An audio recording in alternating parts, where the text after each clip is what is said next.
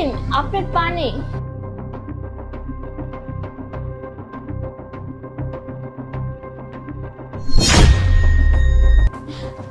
আরে আমার চোখে কি হলো? হ্যাঁ কি হলো? আরে কি ব্যাপার, ওই লোকটা কোথায় গেছে? আরে আমি সব দেখতে পাচ্ছি। হ্যাঁ আরে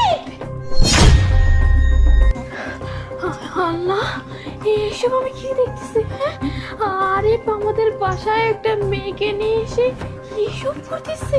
আল্লাহ তুমি কেন আমার চোখ ভালো করে দিছো? আমি তো অন্তত চোখে এসব দেখতে চাইনি। হ্যাঁ না না, আরিফকে কিছুতেই বুঝতে দেওয়া যাবে না যে আমি চোখে দেখতে পাই। আমাকে অভিনয় করতে হবে। হ্যাঁ অভিনয় করতে হবে। আরিফ শান্তা, তুমি? আরে বসো, এইখানে বসো বসো।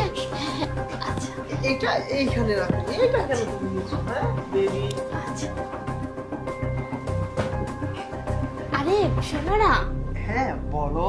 আরে শোনো না, বলছি তুমি দেখতে যতটা সুন্দর তোমার মনটাও কিন্তু ততটাই সুন্দর। আচ্ছা আরে একটা কথা, তুমি আমার মতো একটা অন্ধ মেয়েকে বিয়ে কেন করেছো? আমি তো তোমাকে না দিতে পারি সুখ, না দিতে পারি কোনো ভালোবাসা, কিছুই তো দিতে পারি না, তাহলে তুমি আমাকে বিয়ে কেন করেছো? আরে বেবি, তুমি সব কি কথা বলতেছো? হ্যাঁ আমি কেন তোমাকে ভালোবাসবো না, আর তুমি বা কেন এইসব কথা বলবা?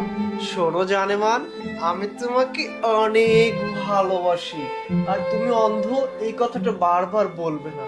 আমার অনেক কষ্ট হয়, ঠিক বলছি না?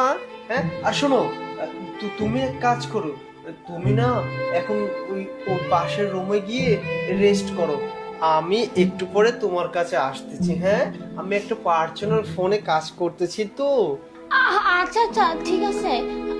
আরে তুমি ফোনে জরুরি কাজ করতেছো তাই না? আচ্ছা সমস্যা নাই।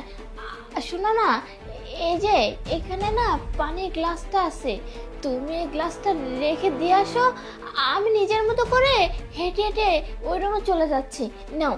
আচ্ছা এই পানিটা আমি রেখে আসছি, তুমি আস্তে আস্তে পাশের রুমে গিয়ে। হ্যাঁ আচ্ছা